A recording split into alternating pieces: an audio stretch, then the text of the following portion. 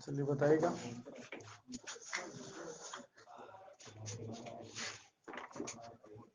धातु के शुद्धिकरण के लिए अशुद्ध धातु का क्या बनाया जाता है? हाँ, एनोड। ठीक है। और शुद्ध धातु का कैथोड बनाया जाता है। ठीक है। अगला क्वेश्चन बताइएगा। चालक का प्रतिरोध धारा बहने में रुकावट डालता है, जिससे गतिशील इलेक्ट्रॉन निरंतर चालक के परमाणुओं से टकराते हैं तथा इस प्रक्रिया में अपनी ऊर्जा चालक के परमाणुओं को स्थानांतरित करते हैं। इसके कारण चालक का ताप बढ़ जाता है। चालक के ताप बढ़ने की इस घटना को क्या कहते हैं? विद्युत का ऊष्मीय प्रभाव। हाँ, विद्युत धारा का ऊष्मीय प्रभाव। ठीक है। अगला क्वेश्चन। यदि किसी चालक का प्रतिरोध नियत रहता है तो उसमें नियत समय में उत्पन्न ऊष्मा धारा के क्या होता है? हाँ, धारा के वर्ग के समानुपाती। हाँ, धारा के वर्ग के समानुपाती होता है। ठीक है। अगला क्वेश्चन बताएगा।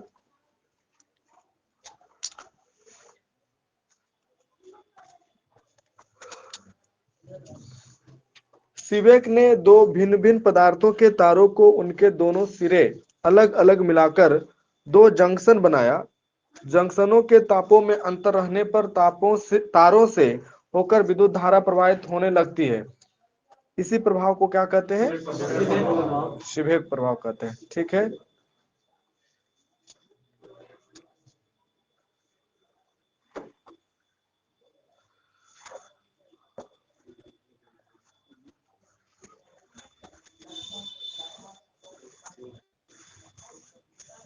नेक्स्ट क्वेश्चन बताएगा।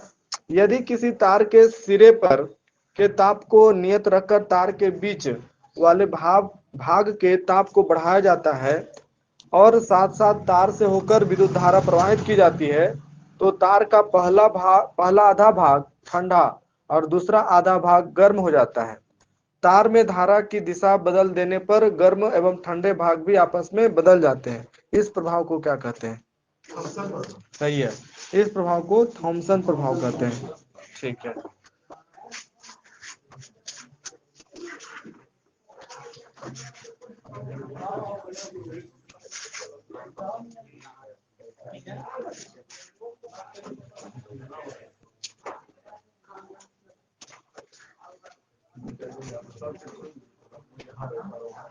अगला क्वेश्चन बताएगा।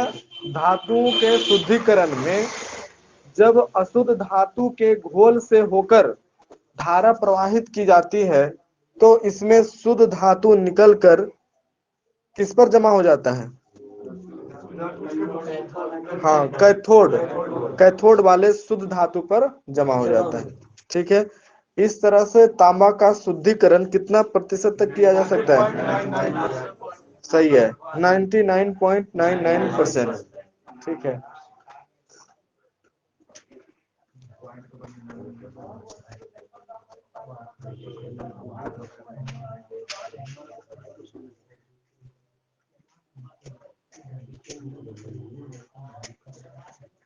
अगला क्वेश्चन है। आजकल बड़े बड़े प्रेसों में अच्छी तरह काम करने के लिए टाइप बनाकर तांबे के वोल्ट मीटर में किसकी जगह रख दिया जाता है?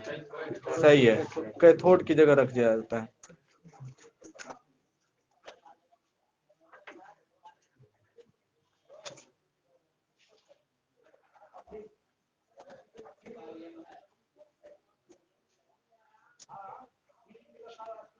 अगला क्वेश्चन है। पेल्टियर प्रभाव किस प्रभाव के व्युत्क्रम प्रभाव है? हाँ, ठीक है। सीबेक प्रभाव के व्युत्क्रम प्रभाव है पेल्टियर प्रभाव। ठीक है।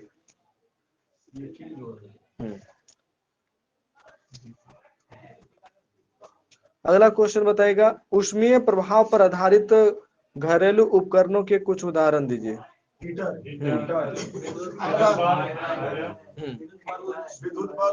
ठीक है। फ्यूज नहीं, गीजर। ठीक है। ट्यूबलाइट। सही है।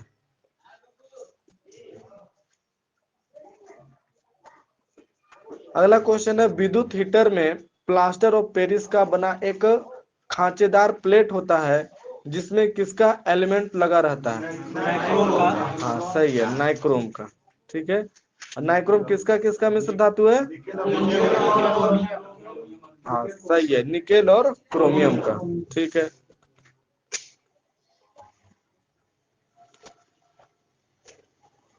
अत्यधिक प्रतिरोध होने पर जब इससे विद्युत धारा गुजरती है यानी विद्युत हीटर से, तो यह लाल तप्त हो जाता है और अत्यधिक ऊष्मा देता है। लाल तप्त अवस्था में तार का ताप कितना डिग्री सेल्सियस तक हो जाता है? 800 डिग्री सेंटीग्रेड से। हाँ सही है, 800 से 1000 डिग्री सेल्सियस तक हो जाता है। ठीक है, अगला क्वेश्चन बताएगा, एक अच्छे हीटर के एलिमेंट की प्रतिरोधकता क्या होनी चाहिए? उच्च प्रतिरोध। हाँ उच्च प्रतिरोध और उच्च ऊष्मा होना चाहिए। ठीक है, उच्च प्रतिरोधकता होनी चाहिए। ठीक है,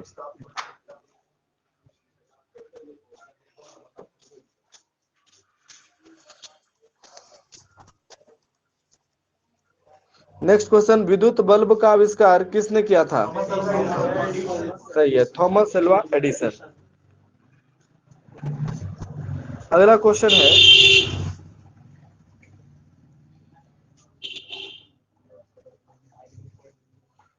विद्युत बल्ब के अंदर टंगस्टन के ऑक्सीकरण को रोकने के लिए क्या किया जाता है? हाँ, निर्वात कर दिया जाता है, और कभी कभी पूर्णतः निर्वात ना करके उसके अंदर नाइट्रोजन या आर्गन गैस भर दी जाती है।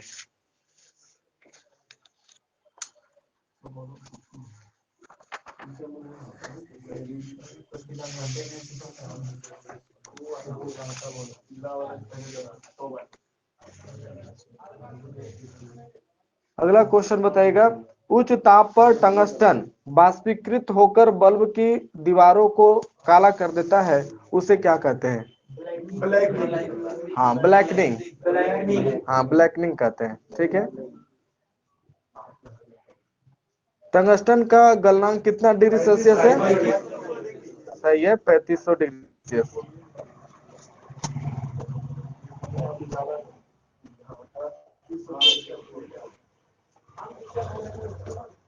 अगला क्वेश्चन बताएगा, साधारण बल्ब में दी गई विद्युत ऊर्जा का कितना से कितना प्रतिशत भाग ही प्रकाश में परिवर्तित होता है? 10%। 5 से 10। हाँ 5 से 10% ही प्रकाश ऊर्जा में परिवर्तित होता है। ठीक है,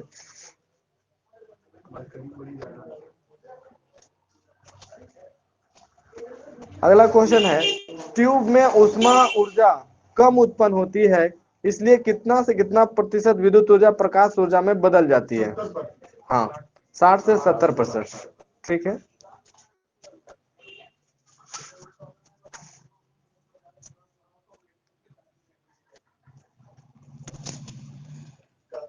हाँ ट्यूब अधिक होती है, जैसे एक 40 वाट की एक 40 वाट की बल्ब की तुलना में कितना गुना अधिक प्रकाश देती है? हाँ 6 से 8 गुना। 6 से 8 गुना। ठीक है,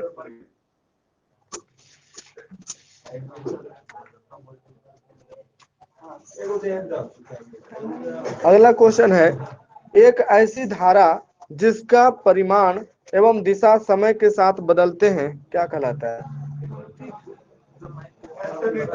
सही है, अल्टरनेटिंग करंट। हाँ सही है, प्रत्यावर्ती धारा कहलाता है। ठीक है,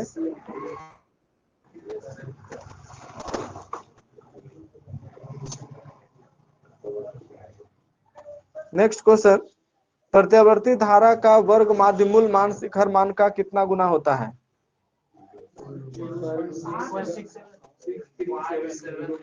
0.707 गुना। हाँ 0.707 गुना। ठीक है,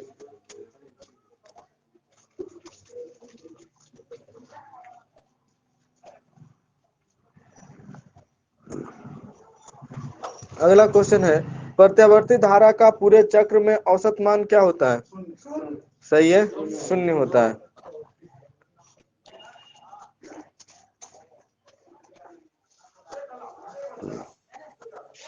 अगला क्वेश्चन है, भारत के घरों में सप्लाई की जाने वाली प्रत्यावर्ती धारा का शिखर वोल्टेज और आवृत्ति कितना होती है? हाँ सही है। हाँ 311 वोल्टेज और आवृत्ति 50 हर्ट्ज। ठीक है।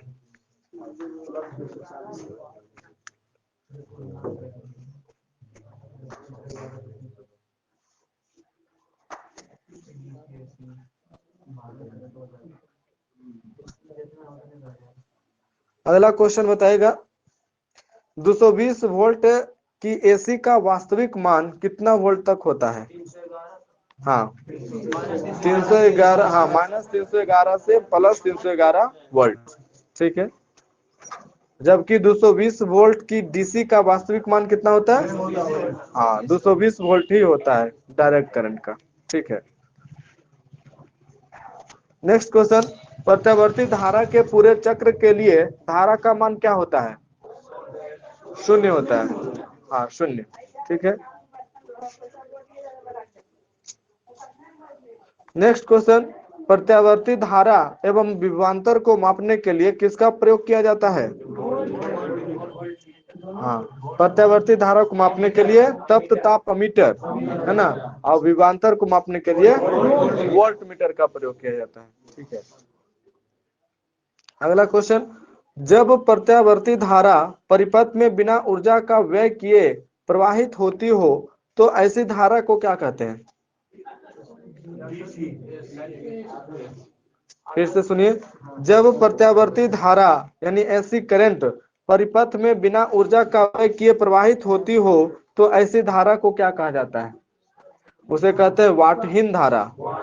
हाँ वाटलेस करंट, वाटलेस करंट, वाटहीन धारा। ठीक है।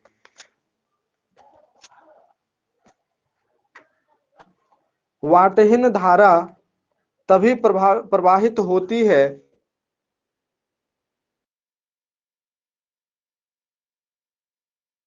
ठीक है।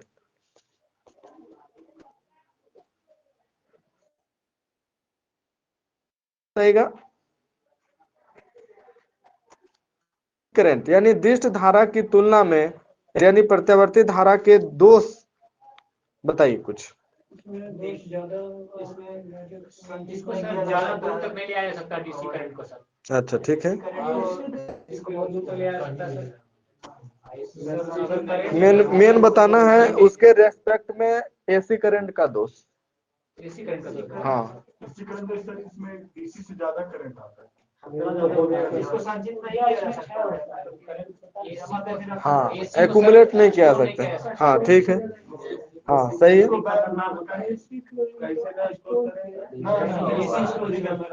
डीसी से मोबाइल चार्ज नहीं करते, स्टोर नहीं कर रहे उसको। आप इन्वर्टर से यूज कर रहे हैं ना, एसी तो उसके रेस्पेक्ट में एसी के डीसी के रेस्पेक्ट में एसी का दोष बताना है। दोष। हाँ दोष। ठीक है। तो सुनिए क्या क्या दोष है। प्रत्यावर्ती धारा के द्वारा विद्युत अपघटन नहीं हो सकता है। विद्युत अपघटन जो बैटरी में होता है वो नहीं होता है एसी करंट से। इसलिए एल्युमिनियम कारखाने तथा अन्य कारखानों में जहां विद्युत अपघटन की आवश्यकता होती है वहां दिष्ट धारा का ही प्रयोग किया जाता है। ठीक है। प्रत्यावर्ती को दिष्ट धारा के समान संचायक शेल में संचित नहीं किया जा सकता। तीसरा है विद्युत चुंबकों में केवल दिष्ट धारा का ही प्रयोग किया जाता है, एसी करंट का प्रयोग नहीं किया जाता। ठीक है। नेक्स्ट क्वेश्चन, विद्युत परिपथ में प्रत्यावर्ती धारा की प्रबलता कम करने वाली कुंडली को क्या कहा जाता है? सही है, उसे चोक कुंडली कहा जाता है ना। विद्युत परिपथ में प्रत्यावर्ती धारा की प्रबलता कम करने वाली कुंडली को चोक कुंडली कहा जाता है। ठीक है।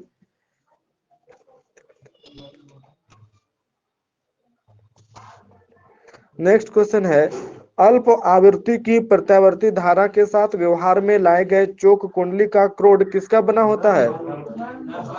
सही है, नर्म लोहा का बना होता है। ठीक है। अधिक आवृत्ति की प्रत्यावर्ती धारा के साथ व्यवहार में लाए गए चोक कुंडली का क्रोड किसका बना होता है? सही है, लोहा का बना होता है।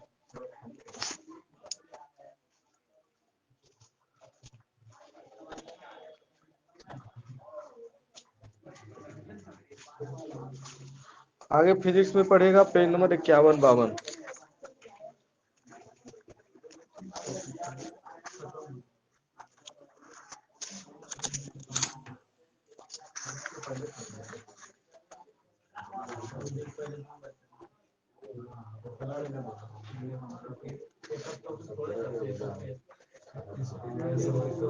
चलिए बताइएगा,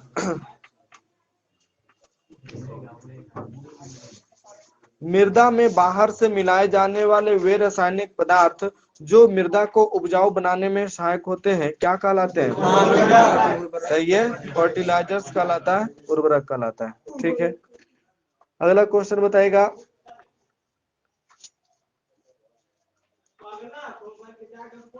कोबाल्ट ऑक्साइड में कांच का रंग कैसा होता है?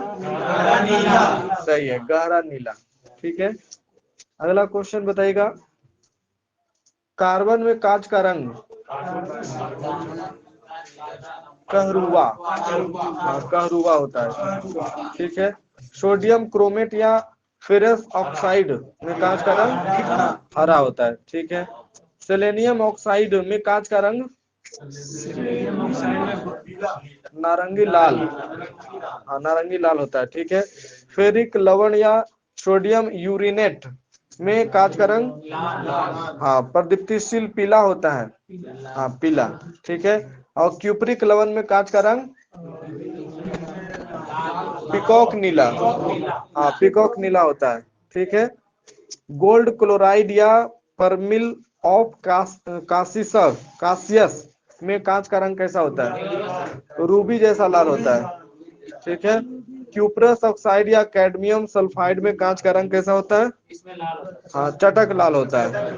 ठीक है, अगला है मैग्नीज डाइऑक्साइड में कांच का रंग कैसा होता है? हाँ बैगनी से हल्का गुलाबी होता है। ठीक है, और क्यूप्रस लवण में कांच का रंग लाल होता है। ठीक है, और कैडमियम सल्फाइड में कांच का रंग नींबू जैसा पीला, हाँ नींबू जैसा पीला। ठीक है,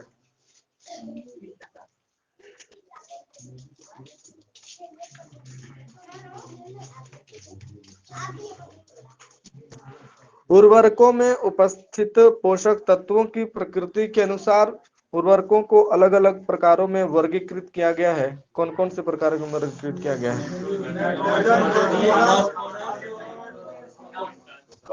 हाँ पोटास उर्वरक, ठीक है, एनपी उर्वरक और पूर्ण उर्वरक, हाँ कंप्लीट फर्टिलाइजर।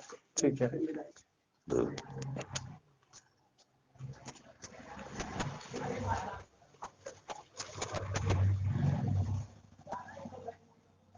चलिए बताइएगा, अमोनियम सल्फेट का सूत्र बताइए।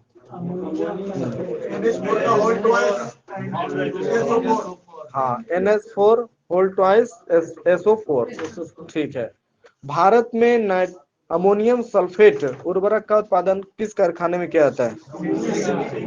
सही है, हाँ सिंदरी उर्वरक कारखाने में किया जाता है। ठीक है, बताएगा अमोनियम सल्फेट किस फसल की उपज बढ़ाने में काफी सहायक होता है? हाँ धान और आलू, धान और आलू। ठीक है, बताएगा अमोनियम सल्फेट में कितना से कितना प्रतिशत अमोनिया रहती है? सही है, 24 से 25%। ठीक है, अगला क्वेश्चन बताएगा, कैल्शियम अमोनियम नाइट्रेट उर्वरक पंजाब के किस नामक स्थान पर बृहद पैमाने पर बनाया जाता है? कैल्शियम अमोनियम नाइट्रेट का पंजाब के किस स्थान पर बृहद पैमाने पर बनाया जाता है? नांगल, हाँ नांगल नामक स्थान पर। ठीक है, बताएगा कैल्शियम अमोनियम नाइट्रेट उर्वरक में नाइट्रोजन की मात्रा लगभग कितना % होती है? 20%, हाँ 20% होता है कैल्शियम अमोनियम नाइट्रेट। ठीक है, अगला क्वेश्चन बताइएगा, यूरिया का सूत्र बोलिए। हाँ NH2CO NH2। ठीक है, अगला क्वेश्चन बताइएगा,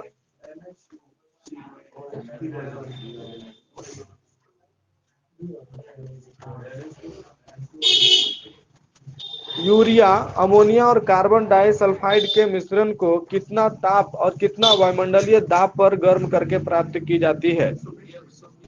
हाँ 120 से 150 डिग्री सेल्सियस और 8.5 वायुमंडलीय दाब पर गर्म करके प्राप्त की जाती है। ठीक है। और यूरिया में नाइट्रोजन की मात्रा लगभग कितना % होती है? 46%। सही है, 46%। अगला क्वेश्चन है, यूरिया डालने के कितने दिनों के बाद ही मृदा में पानी डाला जाता है? सही है, 3 से 4 दिन के बाद ही। ठीक है।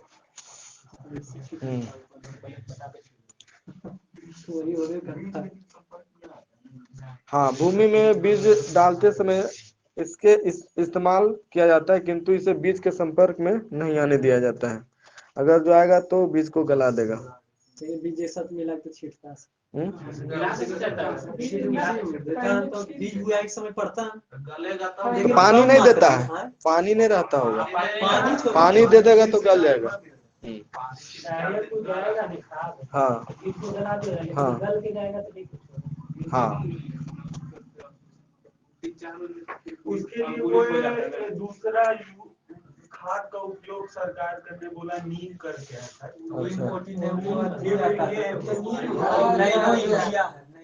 जब तो के लिए पढ़े हैं ना,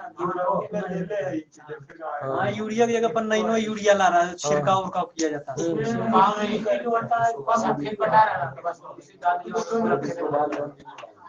चलिए नेक्स्ट क्वेश्चन बताएगा, कैल्शियम साइनामाइड को और किस नाम से भी जाना जाता है? Calcium cyanamide. कैल्शियम साइनामाइड को और किस नाम से भी जाना जाता है?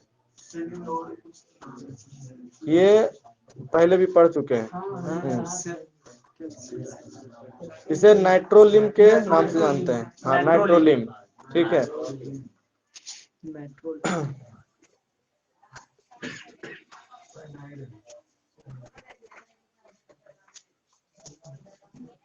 नेक्स्ट क्वेश्चन बताएगा, आंग्ल भाषा में कार्बनिक रसायन को क्या कहते हैं? आंग्ल भाषा में कार्बनिक रसायन को क्या कहते हैं? Organic chemistry. हाँ, ऑर्गेनिक केमिस्ट्री कहते हैं। ऑर्गेनिक शब्द का अर्थ होता है जैव। ठीक है। शुरू में जीवित प्राणियों से प्राप्त रासायनिक यौगिक को क्या कहे जाते थे? कहे जाते थे ऑर्गेनिक पदार्थ।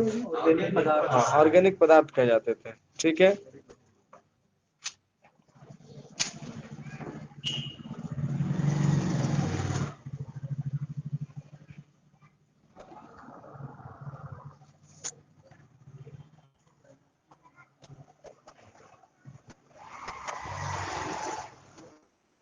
कार्बन, कार्बोनेट, बाइकार्बोनेट धातु के साइनेट इत्यादि का अध्ययन किस रसायन में किया जाता है? अकार्बनिक रसायन में किया जाता है। Inorganic chemistry.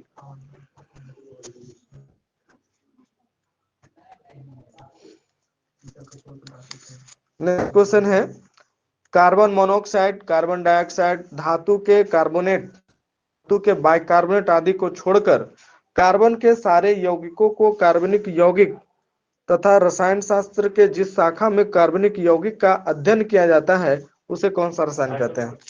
वही कार्बनिक रसायन कहते हैं, कार्बनिक रसायन। ठीक है। नेक्स्ट क्वेश्चन बताइएगा,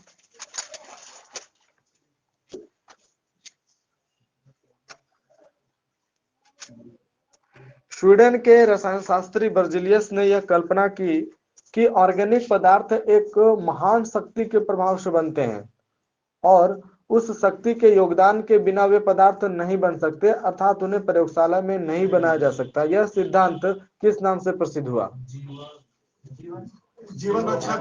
हाँ ठीक है, जीवन शक्ति के सिद्धांत के नाम से प्रसिद्ध हुआ, वाइटल फोर्स थ्योरी। ठीक है।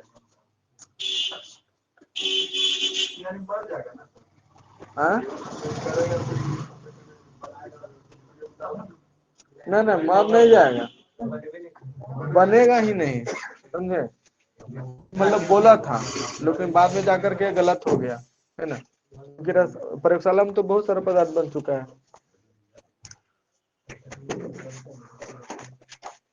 अगला क्वेश्चन बताएगा, 1828 ईस्वी में इस रसायन शास्त्री ने अचानक ही प्रयोगशाला में यूरिया का संश्लेषण 2 अकार्बनिक यौगिकों अमोनियम सल्फेट तथा पोटेशियम साइनेट के मिश्रण को गर्म करके किया? सही है, वोहलर।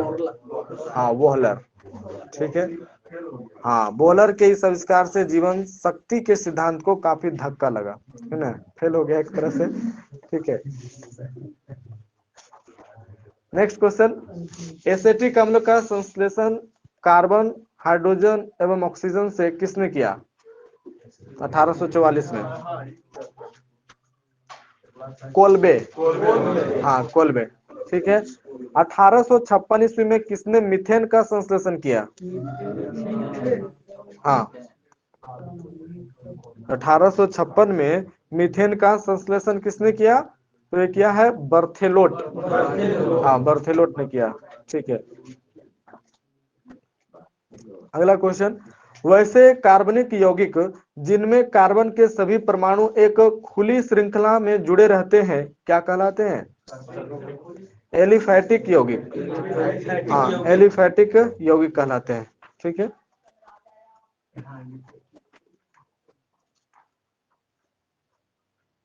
एलिफैटिक शब्द की उत्पत्ति ग्रीक भाषा के किस शब्द से हुई है?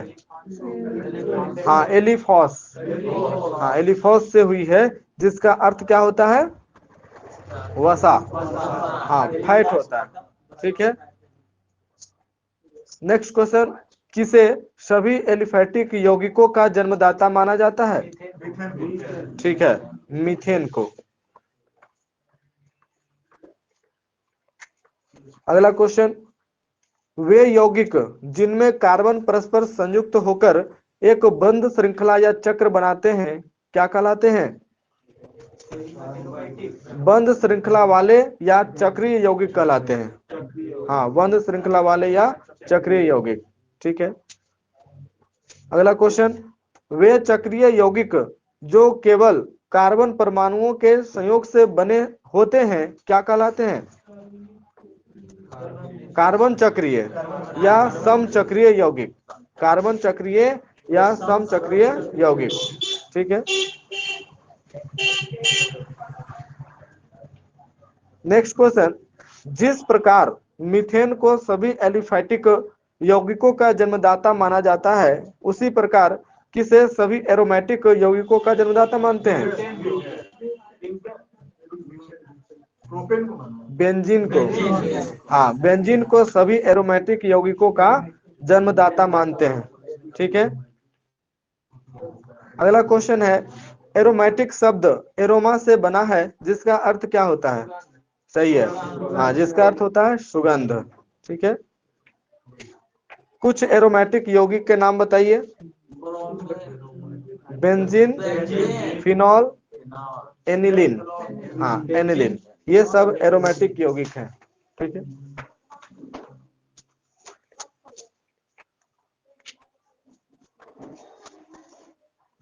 कुछ चक्रीय यौगिकों के गुण बंद श्रृंखला होने पर भी एरोमेटिक यौगिकों की अपेक्षा एलिफैटिक यौगिकों से अधिक मिलते जुलते हैं, इसी कारण उन्हें क्या कहते हैं? एलिसाइक्लिक यौगिक। हाँ, एलिसाइक्लिक यौगिक कहते हैं उसको। ठीक है। अगला क्वेश्चन, वे चक्रीय यौगिक जिनकी बंद श्रृंखला कार्बन के अतिरिक्त अन्य तत्वों के परमाणुओं से भी मिलकर बनी होती है क्या कहलाते हैं? कौन से यौगिक कहलाते हैं? विषम चक्रीय यौगिक। हाँ, विषम चक्रीय यौगिक। ठीक है। अगला क्वेश्चन बताइएगा, किसी कार्बनिक यौगिक में उपस्थित मूलक जिनके ऊपर उस यौगिक के मुख्य गुण निर्भर करते हैं, कौन सा मूलक कहलाता है? वो कहलाता है अभिक्रियाशील मूलक। हाँ, अभिक्रियाशील मूलक, फंक्शनल ग्रुप। अगला क्वेश्चन, कार्बनिक यौगिकों की वह श्रेणी जिसके सभी सदस्यों में एक ही क्रियाशील मूलक उपस्थित रहता है, जिसके सदस्यों के रासायनिक गुणों एवं संरचना में परस्पर समानता पाई जाती है और जिसके किसी भी दो क्रमागत सदस्यों के बीच सदैव CH2 अंतर रहता है, कौन सी श्रेणी कहलाता है?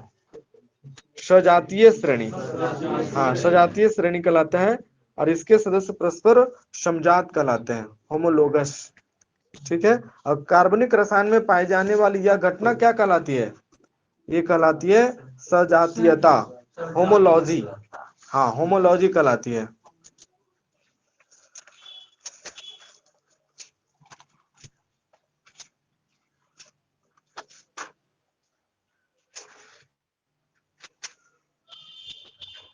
चलिए अगला क्वेश्चन बताएगा, कार्बनिक यौगिक अल्कोहल का अभिक्रियाशील समूह क्या होता है?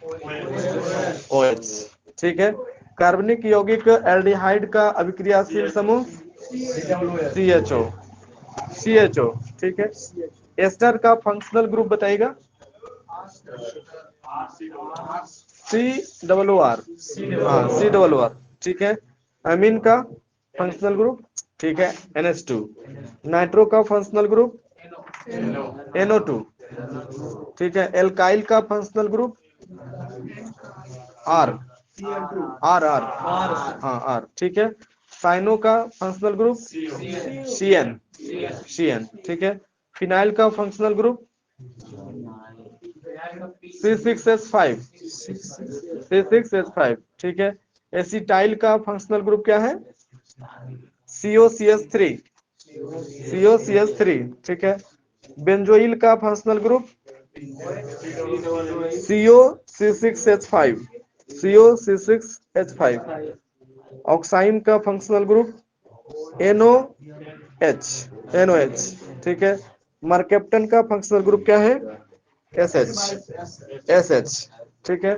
ईथर का फंक्शनल ग्रुप O। ठीक है। कीटोन का फंक्शनल ग्रुप CO। ठीक है। कार्बोक्सिलिक अम्ल का फंक्शनल ग्रुप, ठीक है, COOH। एल्काई हाइड्राइड का फंक्शनल ग्रुप RCOOR।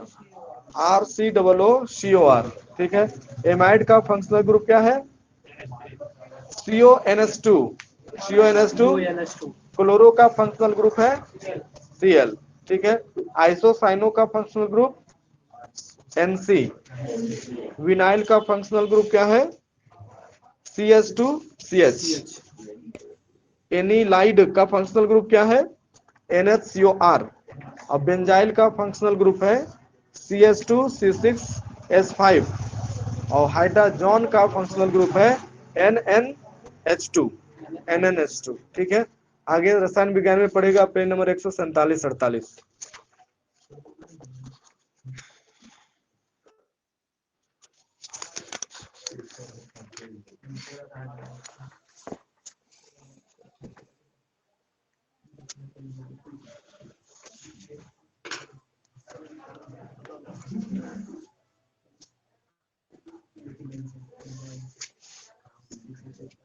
चलिए नेक्स्ट क्वेश्चन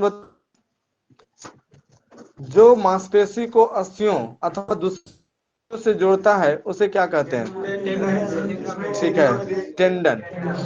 हाँ टेंडन कहते हैं। ठीक है। अगला क्वेश्चन बताइएगा,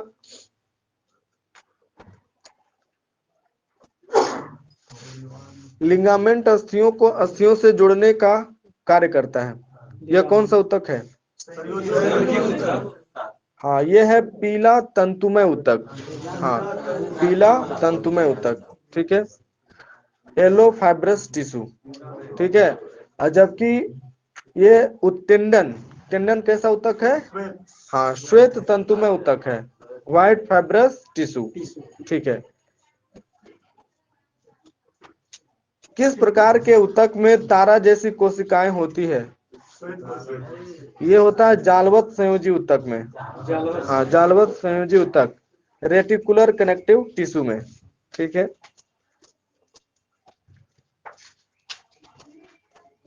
अगला क्वेश्चन है, कोमल अंगों जैसे मस्तिष्क आदि की रक्षा कौन सा ऊतक करता है?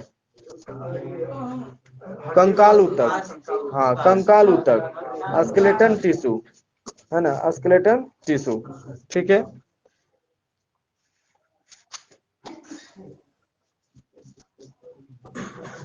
उपास्थि का मैट्रिक्स लसलसा होता है। इसमें बहुत ही पतले तथा महीन कोलेजन तंतु होते हैं। इसके मैट्रिक्स की रचना एक प्रकार के प्रोटीन से होती है, उसे क्या कहते हैं? उसे कहते हैं कोंड्रिन।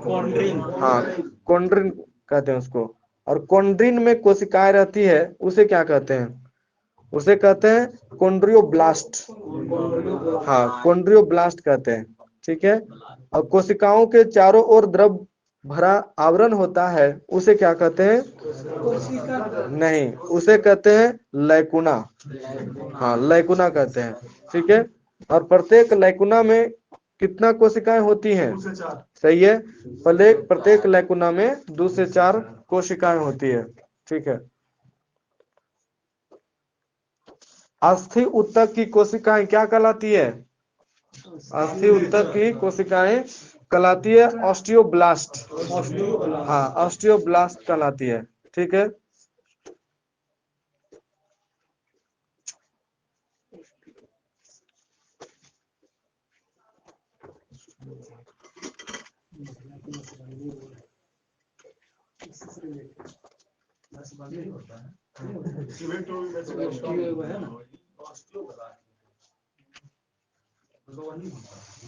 एक होता है ट्यूबेक्टोमी और बेसेक्टोमी, है ना। स्त्रियों की नसबंदी ट्यूबेक्टोमी और पुरुषों की नसबंदी बेसेक्टोमी। ठीक है। अगला क्वेश्चन है, मैमेलियन अस्थि की अनुप्रस्थ काट में अनेक नलिकाएं दिखलाई पड़ती है, उन्हें क्या कहते हैं? उसे कहते हैं हैवर्सियन नलिकाएं। हाँ, हैवर्सियन नलिकाएं। ठीक है।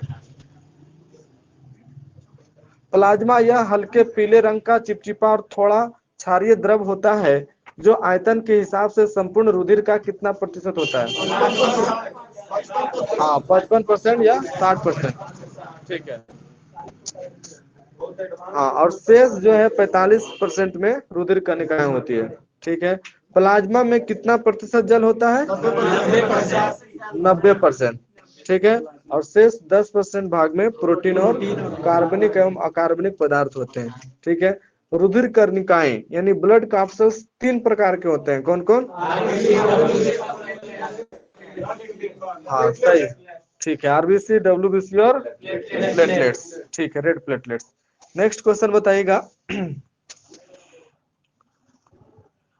आरबीसी ये रुधिर कणिकाओं का कितना % होती है? 99%। हाँ, आरबीसी ये रुधिर कणिकाओं का 99% होती है। और आरबीसी को क्या कहते हैं? हाँ, इरिथ्रोसाइट। इरिथ्रोसाइट। ठीक है। अगला क्वेश्चन है, आरबीसी में किस नाम का एक प्रोटीन रंजक होता है जिसके कारण इसका रंग लाल होता है? ठीक है, हीमोग्लोबिन। ठीक है। हीमोग्लोबिन में एक प्रोटीन ग्लोबिन तथा एक रंजक हीम से बनता है, तो ग्लोबिन कितना % और रंजक कितना % होता है? 4%। सही है, 4% हीम और ग्लोबिन रहता है 96%। ठीक है।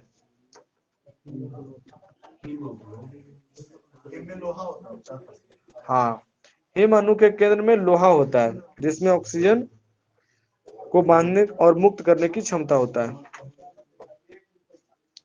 हीमोग्लोबिन की प्रमुख विशेषता यह है कि वह ऑक्सीजन को शोषित कर गहरे लाल रंग का कौन सा यौगिक बनाता है? Oxy haemoglobin. हाँ, ऑक्सी हीमोग्लोबिन नामक अस्थायी यौगिक बनाता है, जो विखंडित होकर ऑक्सीजन को छोड़ देता है। ठीक है। स्तनधारियों के लाल रुधिर कणिकाओं के जीवद्रव में केंद्रक का पूर्णतः अभाव होता है। बताइएगा, कौन सा स्तनधारी प्राणी में एक ऐसा प्राणी है जिसकी लाल रुधिर कणिकाओं में केंद्रक पाया जाता है? सही है, ऊंट और लामा। ठीक है। हाँ, लामा। ठीक है, लीमा। अगला क्वेश्चन है, बताइएगा, आरबीसी का निर्माण कहाँ होता है? अस्थि मज्जा में। ठीक है। अगला क्वेश्चन बताइएगा, डब्ल्यूबीसी को और क्या कहते हैं? ल्यूकोसाइट्स। ल्यूकोसाइट्स कहते हैं, व्हाइट ब्लड कॉर्पसेल्स। ठीक है। नेक्स्ट क्वेश्चन बताइएगा, मनुष्य में आरबीसी की संख्या कितना होती है? सॉरी, डब्ल्यूबीसी का। हाँ, मनुष्य में डब्ल्यूबीसी की संख्या कितना होती है? 5 से 9,000। हाँ, 5 से 9,000 तक होती है डब्ल्यूबीसी की संख्या मनुष्य में। ठीक है। कुछ सूक्ष्म कणों की उपस्थिति के आधार पर WBC दो प्रकार का माना जाता है। जिन श्वेत रुधिर कणिकाओं में कण मौजूद होते हैं उन्हें क्या कहते हैं? उन्हें कहते हैं ग्रेनुलोसाइट्स। हाँ, ग्रेनुलोसाइट्स कहते हैं, जैसे न्यूट्रोफिल, इओसिनोफिल और बेसोफिल। ठीक है। और कुछ श्वेत रुधिर कणिकाओं के कोशिका द्रव में कण नहीं पाए जाते, उन्हें क्या कहते हैं? उन्हें कहते हैं एग्रेनुलोसाइट। हाँ, एग्रेनुलोसाइट्स कहते हैं। ठीक है। ये दो प्रकार के होते हैं, लिम्फोसाइट्स और मोनोसाइट्स। ठीक है। इसमें व्हाइट का अथी नहीं पाया जाता, कनिका, व्हाइट में कनिका नहीं पाया। व्हाइट ब्लड कैप्सूल्स तो है ही। क्या नहीं पाया जाता? अच्छा अच्छा, हाँ। श्वेत रुधिर कणिकाओं के कोशिका द्रव में कण नहीं पाए जाते हैं। हाँ, कोशिका द्रव में कण नहीं पाए जाते हैं। हाँ, उसे कहते हैं एग्रेनुलोसाइट। ठीक है। और जिन श्वेत रुधिर कणिकाओं में कण मौजूद होते हैं, ग्रेनुल्स कहते हैं उसको, कण को अंग्रेजी में। ठीक है। उसे कहते हैं ग्रेनुलोसाइट, और जिसमें नहीं रहता उसे एग्रेनुलोसाइट। और ये जो होता है एग्रेनुलोसाइट दो प्रकार का होता है, लिम्फोसाइट और मोनोसाइट। ठीक है। एंटीबॉडी के निर्माण में कौन भाग लेती है? लिम्फोसाइट। ठीक है। जबकि अन्य श्वेत रुधिर कणिकाएं जीवाणुओं को नष्ट करने का प्रधान कार्य करती है। मतलब रोग प्रतिरक्षक वही है। हाँ, दोनों मिला के हैं। रुधिर बल, रुधिर प्लेटलेट्स, या उसे क्या कहते हैं? थ्रोम्बोसाइट्स। ये केवल स्तनधारी वर्ग के रक्त में पाई जाती है। इनकी संख्या कितना लाख प्रति घन मीटर रक्त में होती है? 2 से 5 लाख। हाँ, 2 से 5 लाख प्रति घन मिलीमीटर रक्त में। ठीक है।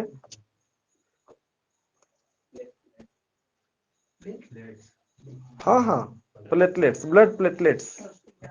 ठीक है, उसे ही कहते हैं थ्रोम्बोसाइट्स।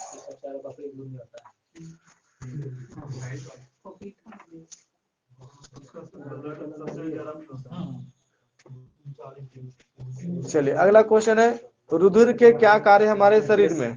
दो महत्वपूर्ण कार्य परिवहन करता है, शरीर में टेम्परेचर का भी मेंटेन करता है। हाँ, ठीक है। परिवहन एवं ताप, रुधिर द्वारा पची भोजन सामग्री, अंतःस्रावी एवं उत्सर्जित पदार्थों जैसे कि CO2, O2 आदि का परिवहन विभिन्न अंगों में होता है।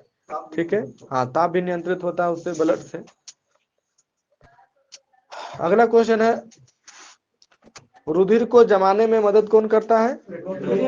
हाँ, प्लेटलेट्स। हाँ, रुधिर को जमाने में। अगला क्वेश्चन है, जब किसी कटे हुए भाग से रुधिर बाहर निकलता है तब एक जेली के रूप में कुछ ही मिनटों में जम जाता है, उसे क्या कहते हैं? हाँ, उसे स्कंदन कहते हैं। ठीक है, ब्लड क्लॉटिंग। हाँ, ठीक है। जब किसी स्थान से रुधिर बहने लगता है और जब यह रुधिर वायु के संपर्क में आता है तो रुधिर में उपस्थित कौन सा पदार्थ टूट जाता है?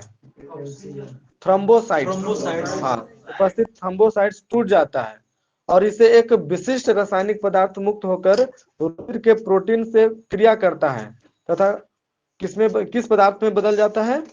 तो प्रोथ्रोम्बोप्लास्टिन। हाँ, प्रोथ्रोम्बोप्लास्टिन नामक पदार्थ में बदल जाता है। ठीक है। और यही प्रोथ्रोम्बोप्लास्टिन जो है रुधिर के कैल्शियम आयन से क्रिया करके क्या बनाती है? ये बनाती है थ्रोम्बोप्लास्टिन। हाँ, थ्रोम्बोप्लास्टिन बनाती है। ठीक है।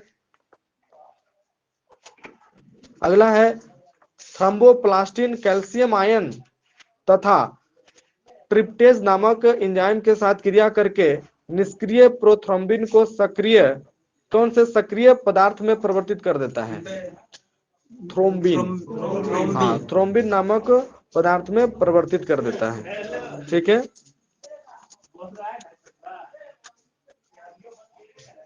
और यह सक्रिय थ्रोम्बिन रुधिर के प्रोटीन फाइब्रिनोजेन पर क्रिया करता है और उसे फाइब्रिन में परिवर्तित कर देता है, और फाइब्रिन बारीक एवं कोमल तंतुओं का जाल बनता है, और यह जाल इतना बारीक एवं सूक्ष्म होता है कि इसमें रुधिर के कण फंस जाते हैं और एक लाल ठोस पिंड बना देती है।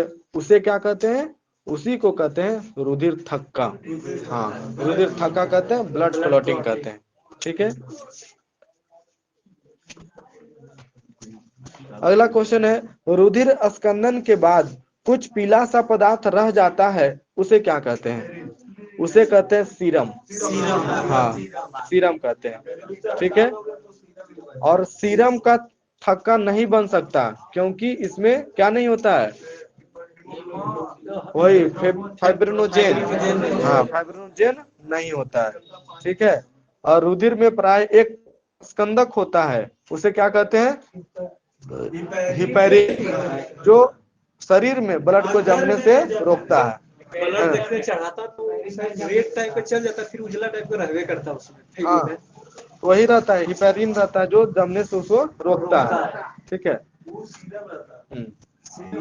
वो बाहर में जो निकलता है ना, वो पीला जैसा जो रहता है, वो सीरम होता है। वही थैली देखते हैं, रेड चला जाता, फिर बचा हुआ है। अगला क्वेश्चन है, रुधिर वाहिका से निकाले गए रुधिर को जमने से बचाने के लिए उसमें थोड़ा सा क्या मिलाया जाता है?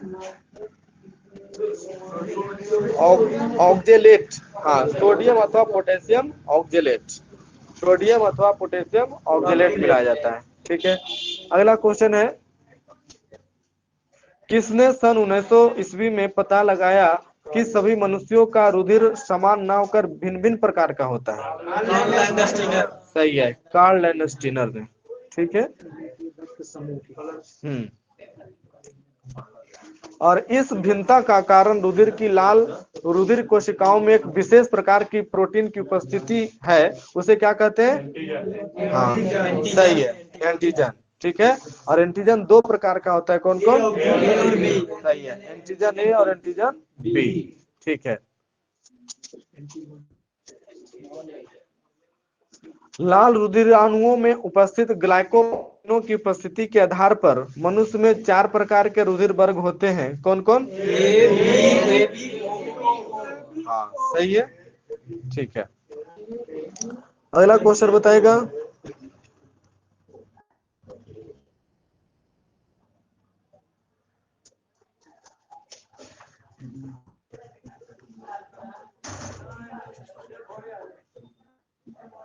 कौन सा रुधिर वर्ग में दोनों एंटीजन होता है? एबी। हाँ, रुधिर वर्ग एबी में दोनों एंटीजन होता है, ए और बी दोनों, और एंटीबॉडी। अगला बताएगा, किस रुधिर वर्ग में एंटीजन नहीं होता? ओ में नहीं होता, जबकि एंटीबॉडी दोनों होता है, ओ में है दोनों। ठीक है, अगला बताया, किस रुधिर वर्ग में एंटीबॉडी? ए में। हाँ, एंटीबॉडी ए में बी होता है और एंटीजन ए होता है। ठीक है, और रुधिर वर्ग बी में एंटीजन बी होता है और एंटीबॉडी ए होता है। ठीक है, हाँ, एंटीबॉडी उल्टा, बस बस सही।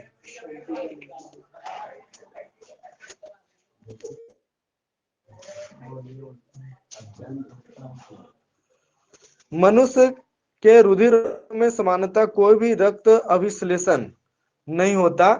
इसका कारण यह है कि किसी भी रुधिर वर्ग में अनुरूप एंटीबॉडी एवं एंटीजन उपस्थित नहीं होते, अर्थात एंटीजन ए के साथ एंटीबॉडी कौन होता है? हाँ, बी, और एंटीबॉडी बी के साथ एंटीबॉडी बी। हाँ, एंटीबॉडी एंटीजन बी के साथ एंटीबॉडी बी उपस्थित नहीं होता है ना, उपस्थित नहीं होता है। ठीक है, अगर जो ऐसा रहेगा तो क्या हो जाएगा? रक्त चिपचिपा हो जाएगा और खराब हो जाएगा। ठीक है, गाढ़ा होकर के खराब हो जाएगा, उससे व्यक्ति की मृत्यु हो जाएगी। ठीक है, अगला क्वेश्चन बताएगा, यदि माता और पिता का रक्त समूह AB और AB हो तो बच्चे में संभावित रक्त समूह क्या होगा? वो नहीं होगा, बाकी सब होगा। हाँ, ठीक है, AB ठीक है, हाँ सही है। अगला क्वेश्चन बताएगा, यदि माता का रक्त समूह B और पिता का रक्त समूह AB हो तो बच्चे में स्वाभाविक रक्त समूह क्या होगा? हाँ सही है, O को छोड़कर सब होगा AB। ठीक है, चलिए अगला क्वेश्चन है,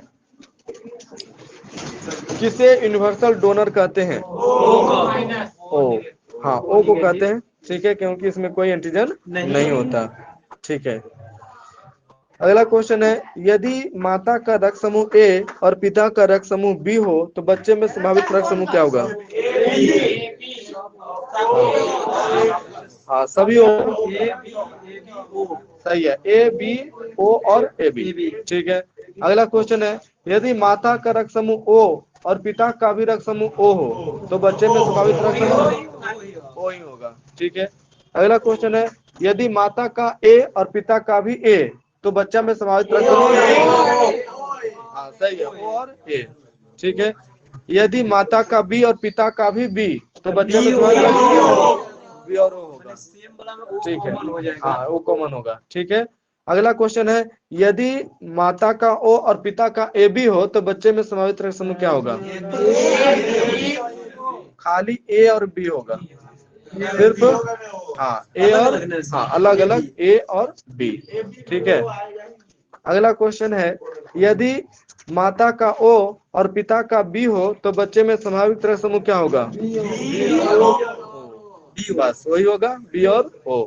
ठीक है, उसी तरह से यदि माता का O और पिता का A हो तो बच्चे में संभावित रक्त समूह, ठीक है, O और A ही होगा। ठीक है, अगला क्वेश्चन बताइएगा,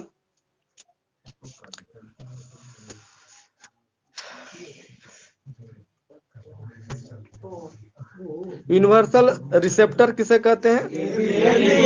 AB को। ठीक है,